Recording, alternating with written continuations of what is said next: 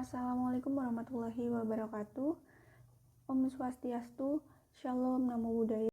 Perkenalkan, kami dari kelompok 3 kelas B yang beranggotakan Sylvia Irawati dengan NIM 18001, Bravanasta Glory 18047, Komang Ayu Triana NIM 18049, dan saya sendiri Maharani Lisna dengan NIM 18056. Fraktur adalah setiap retak atau patah pada tulang yang utuh. Fraktur os radius dan fraktur os ulna adalah trauma yang terjadi pada bagian tungkai depan yang sering terjadi pada hewan kucing dan anjing. Lokasi fraktur sering terjadi pada bagian tengah dari tulang radius atau pada bagian distal tulang radius dan ulna atau keduanya. Preoperasi, persiapan alat dan bahan, persiapan ruangan, persiapan pasien, dan persiapan operator. Pada hewan kecil, premedikasinya menggunakan atropin sulfat sebanyak 0,025% dengan dosis 0,04 mg per kilogram berat badan secara subkutan. Anestesi yang digunakan campuran silazin 2%, dosis 2 mg per kilogram berat badan, dengan ketamin HCl 10% dosis 15 mg per kilogram berat badan yang diberikan secara intramuskuler, ampicillin 10% dengan dosis 10 mg per kilogram berat badan juga perlu dipersiapkan. Sedangkan pada hewan besar, anestesinya menggunakan 2 tahap. Tahap pertama adalah preanestesi dengan acipromycin 1% dengan dosis 5 mg per 50 kg berat badan, kemudian dibiarkan beberapa saat hingga hewan tampak tenang dan mengalami relaksasi. Pada tahap kedua yaitu anestesi umum dengan hidrasklorali 10% dengan dosis 100 mg per kg berat badan. Teknik operasi diawali dengan menyiapkan pasien dalam keadaan teranestesi. Kemudian, cukur rambut di sekitar daerah operasi.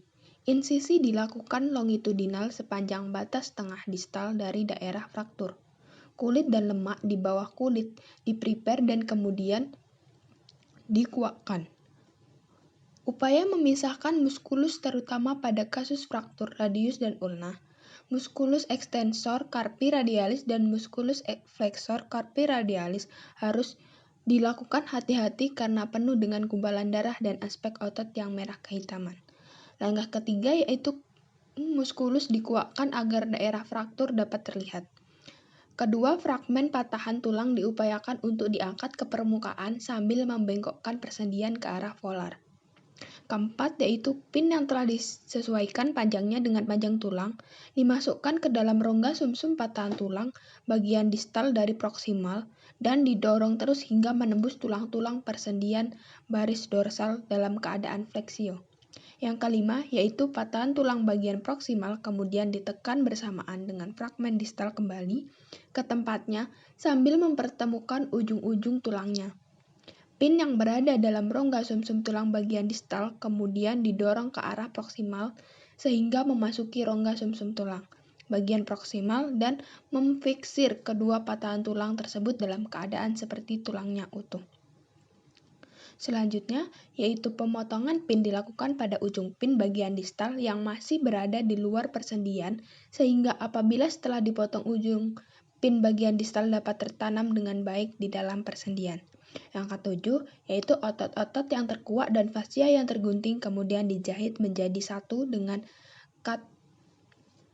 gut gromming setelah sebelumnya dibersihkan dari gumpalan darah, sisa hematoma dan ditetesi dengan larutan gentamisin.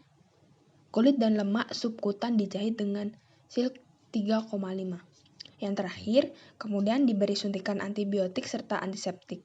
Dilakukan radiologi untuk memastikan posisi beragam alat terapi tadi apakah sudah terpasang dengan baik dan dilanjutkan dengan pelepasan alat-alat fiksasi tersebut.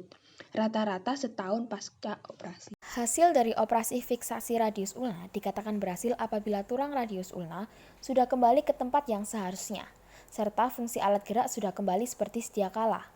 Tidak ada infeksi dan komplikasi yang dialami pasien. Pasca operasi yaitu pemberian antibiotik cefotoximesodium dengan dosis 20 mg per kilogram berat badan. Sodium diberikan secara intramuskuler sebanyak 2 kali sehari selama 1 minggu, atau dapat juga diberikan meloxicam dengan dosis 0,2 mg per kilogram berat badan secara intramuskuler selama 4 hari pasca operasi. Dapat diperpanjang sampai 3 atau 5 hari bila diperlukan. Lalu diberikan salep iodin dan bioplacenton pada pagi dan sore hari, menggunakan Elizabeth Collar, dikandangkan, dan evaluasi klinis dilakukan secara rutin untuk melihat tanda-tanda terjadinya pembengkakan, eksudasi, dan stabilisasi fiksator hewan. Melakukan ronsen 2 bulan pasca operasi. Simpulan, fraktur os radius dan fraktur os ulna adalah trauma yang terjadi pada bagian tungkai depan yang sering terjadi pada hewan kucing dan anjing. Lokasi fraktur sering terjadi pada bagian tengah dari tulang radius atau paha, bagian distal, tulang radius dan ulna, ataupun keduanya. Penanganan dilakukan dengan prosedur pembedahan dan pemasangan pin. Evaluasi cara berjalan dan dengan radiografi perlu dilakukan untuk memastikan fungsi alat gerak sudah kembali normal. Berikut adalah referensi yang kami gunakan. Sekian presentasi dari kelompok 3B. Terima kasih.